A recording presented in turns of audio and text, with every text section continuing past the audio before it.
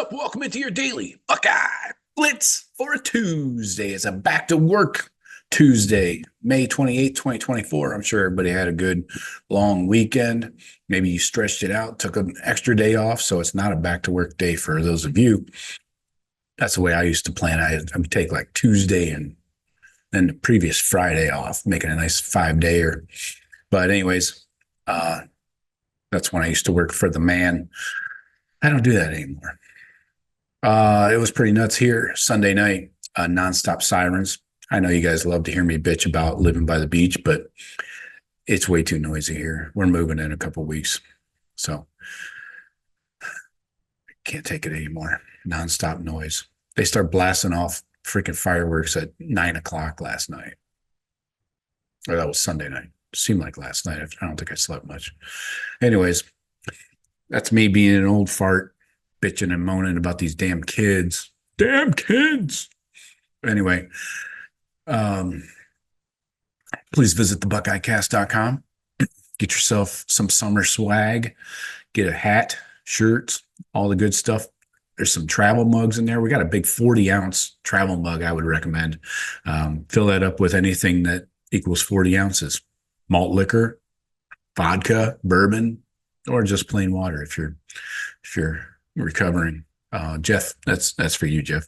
So anyways, appreciate you checking out the buckeyecast.com. Everything's on sale. And check out the video vault. I'm adding more recruits as we offer more guys. I'm dropping their recruiting videos in there, their highlights, commercial free. Everything in the video vault is commercial free. So check it out.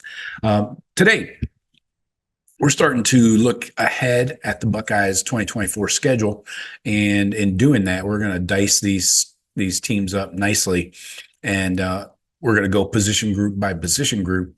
And today we're ranking the top 5 quarterbacks we're going to face this season. So let's get into it. In 12 regular season games, the Buckeyes are going to face a lot of different quarterbacks. They're only facing 4 quarterbacks who are returning starters, returning to their same school they played for last year. Just 4 out of the 12. This is not just Big Ten. This is the entire schedule that we're playing. So then there's just 4 quarterbacks returning, 4 portal quarterbacks who had starting experience at their previous school. So you got 4 returning starters, 4 portal quarterbacks that did start at their school, and then 4 others that are first-time starters developed by their current school they're at. So ranking the top 5 that we expect to start against the Buckeyes this year. Then we'll have one Mr. Irrelevant as number 6. You can guess who that is, I think. Anyways, number 1, we're going to go 1 through 5, and then Mr. Irrelevant at the end. Dylan Gabriel, Oregon. So that's week 6 or game 6. I think we might have a bye mixed in there somewhere. October 12th at Oregon in Eugene. This is the biggest test for the Ohio State defense in the regular season. Gabriel's one of the Heisman favorites this year, transferred from Oklahoma. We know that. And he has one of the 2 best receiving rooms in the Big Ten. Guess who has the other? Yeah, we do. So Gabriel was 6th nationally last year in pass plays of 30 yards or more. He had 29 plays over 30 yards. He was 3rd in the country in 40-yard pass plays with 18. They were 2nd in 50-yard plays, 9 50-yard plays. I know we didn't have that many, if at all. So to compare, the Buckeyes led the nation last year with just 1 pass play, 40 yards. That doesn't make sense. Oh, the defense, the Buckeye defense, I can't remember everything. The Buckeye defense led the nation last year with just 1 pass play of over 40 yards allowed. Defense allowed 1 play of 40 yards. So looking at Gabriel's stats here, remember he started it in 2019 at UCF. Yeah, Orlando Tech. And he started 13 games there, had 3,600 yards, 29 touchdowns, 7 picks. That's a good It's good for a true freshman, right? But he hasn't really changed at all. Those are good, solid numbers. Those are Kyle McCord numbers, basically, in an Ohio State offense. But he hasn't gotten better. We'll touch on his rushing here in a sec, but yeah, so his next year at UCF, 3,500 yards.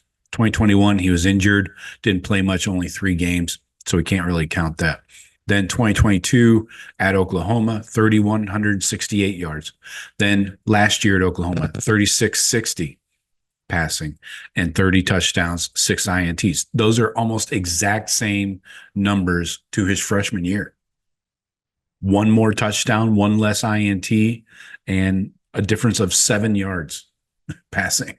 That's insane. Those are good numbers. I'm not downplaying his numbers, but his running game is where he can make a difference. And that's really where he has stepped up in his last 2 years. As a freshman at UCF, he only had 78 yards rushing, 4 touchdowns, but then 72, 25 when in the injury year. Then those are rushes, attempts.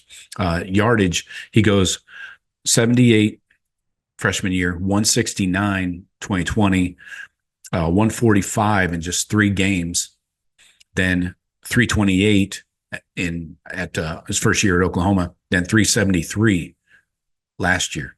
And his TDs skyrocketed, 4, 2, 3, 6, 12 last year. So this guy's a threat, especially in the red zone, short yardage, and down in the lower red zone near the goal line. He's a real threat. So that's why he is the biggest challenge to this Buckeye defense from the quarterback position. All right, next up, number 2, Drew Aller. And by the way, I'd love to get your comments in the comments. That's why they call it comments.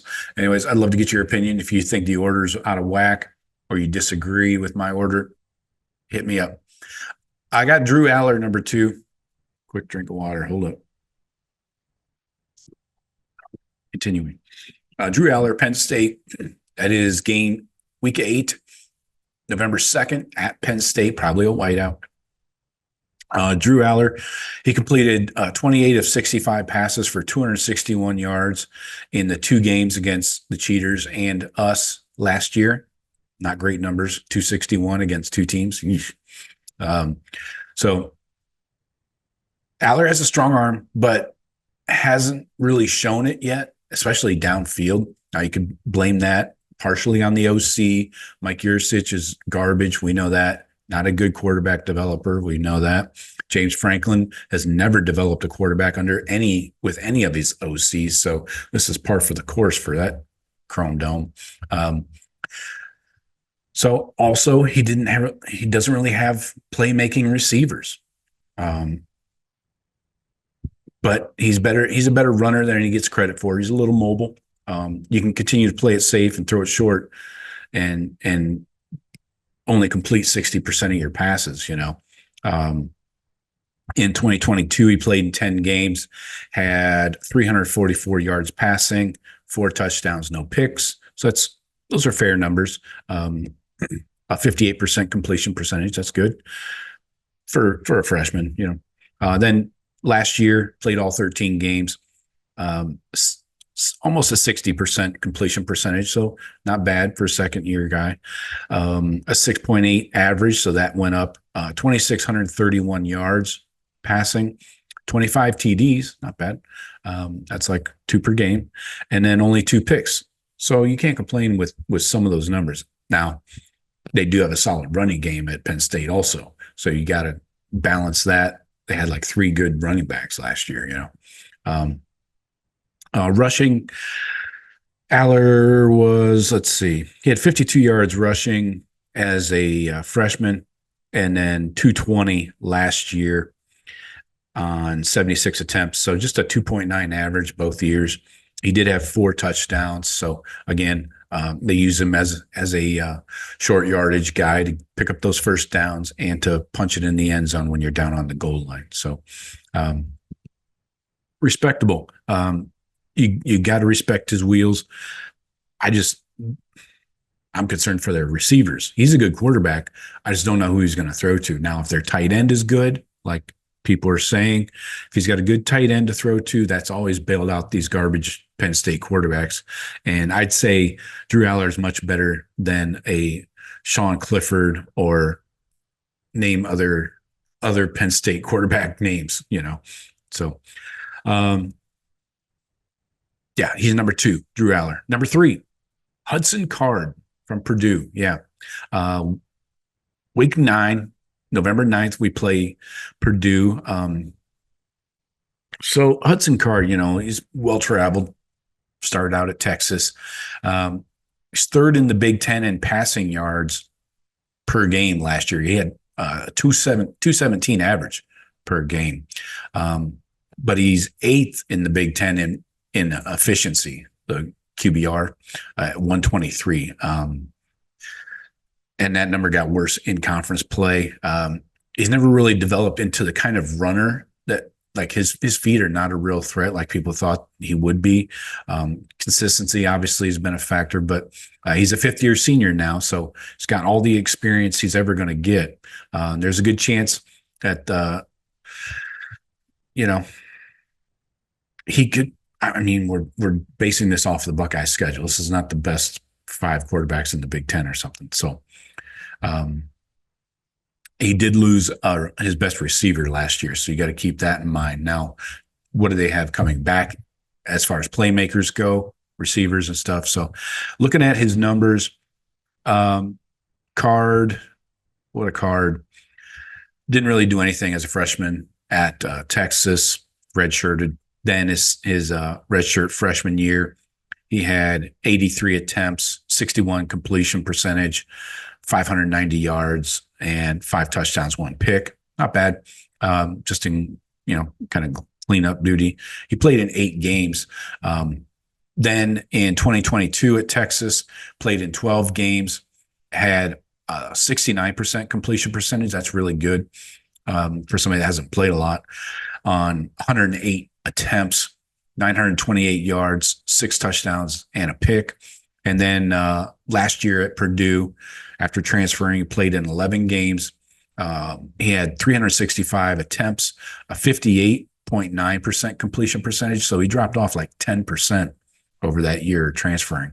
He only had about 2,400 yards passing, a 6.5 yards per pass average, 15 TDs, 8 picks. So again, without his best receivers. So if they have weapons to throw to, tight ends, wide receivers, whatever it might be, then these numbers should jump up. As a rusher, he really hasn't done anything.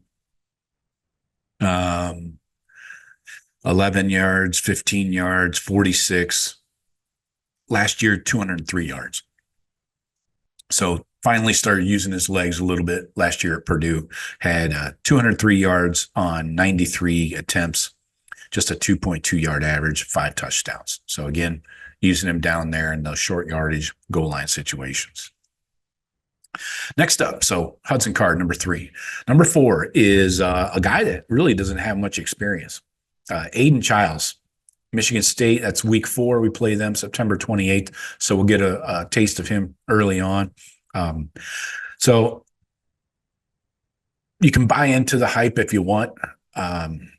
People at Michigan State enjoy buying into the hype quickly. But so Childs came over from Oregon State with head coach Jonathan Smith. He's part of the game plan last year for the Beavers as a true freshman. And now he'll get the entire game plan. He'll be the starter. He was the number 2 quarterback in the 24/7 Sports portal rankings. He was behind Julian Sayin, who technically was a transfer. So consistency is going to be the huge question mark with Childs. So I expect his feet to be more of a problem than his arm, especially because Michigan State has nobody on offense to throw to, no weapons. At Oregon State, as a freshman last year, he only had 35 pass attempts, 68.6% completions, 309 yards, 4 touchdowns, no picks. So, hey, some decent numbers. That's a QBR of 180. And then rushing, he had 17 attempts, 79 yards. So 4.6 average. That's decent. And then 3 touchdowns. So let's keep an eye out on him. I'm sure the first few weeks the Buckeyes will be tracking him closely, especially on defense. Next up, Cade McNamara. Week 5, October 5th. He's at Iowa now. You might have forgotten. I forgot. He's the only player on this list who's actually led his team to the CFP playoffs. So that's good, right? A year ago, he wanted people to doubt the Hawkeye offense, and we did. And they lived up to the doubt. And McNamara has his limitations. He also has a higher floor than most of these guys. Did not play so he started off at Michigan, did not play as a freshman. So then his sophomore year, he got in and had 71 attempts, 60.6 completion percentage, 425 yards, 5 touchdowns, no picks. So not bad numbers. 2021, he played all 14 games for the Cheaters when they were cheating. 327 attempts, 64% completion, 2,576 yards. That number is pretty gaudy when you think about that team's offense and how much he turns around and hands the ball off. 2,500 yards in a Michigan offense, that's impressive. So a 7.9 yard per attempt average, 15 touchdowns, 6 picks though. That's not great. And then 2022, he only played 3 games with the Cheaters, 180 yards, 25 attempts, 1 touchdown, 1 pick. So he likes to throw the ball around and possibly into the other team's hands. Last year with Iowa, just 5 games played, 90 attempts for 51% completion, 505 yardage, 4 touchdowns. Again, 3 picks. That 4-to-3 ratio is not great. Not great, Bob. So his feet are not a concern at all. He is a statue back there. So enjoy Jack and JT teeing off on you. So that was number 5, Cade McNamara. Next up, Mr. Irrelevant. And I say this lovingly because there's an orgy in Ann Arbor, and you better bring protection. Alex Orgy, game 12. We know that. November 30th, last week of the month. The Cheaters. So looks like this quarterback job is technically still up for grabs, but it seems like Orgy seems to be the favorite, despite all the questions about his accuracy. He is actually perfect in his completion percentage thus far in games. In 2022, 1 completion, 1 attempt, 100%. Boom. That'll shut us up. Oh, that 1 pass was for 5 yards, though. So there's that. No touchdowns, no picks. Orgy's obviously been primarily a runner, so that's the thing you're going to have to respect as a defense is his feet, not his arm. He'll need to show, though, that he can throw the ball. The good news is that he has enough natural talent to make things happen, against Big Ten teams, but can he be consistent with his arm? That's the big question. Now, rushing the ball, a little bit more impressive. He got into 3 games in 2022, 6 rushes for 37 yards. That's a 6.2 average, 2 touchdowns. And then last year, he got into 6 games, 86 yards rushing on 15 attempts. That's a 5.7 average and 1 touchdown. So Mr. Irrelevant could pop his way into this top 5. We'll see. But that's all I got for you today. Please visit BuckeyeCast.com and make sure you like and subscribe this video. If you're on podcasts, please follow the show. Thank you. Goodbye. Talk to you later. Go Bucks.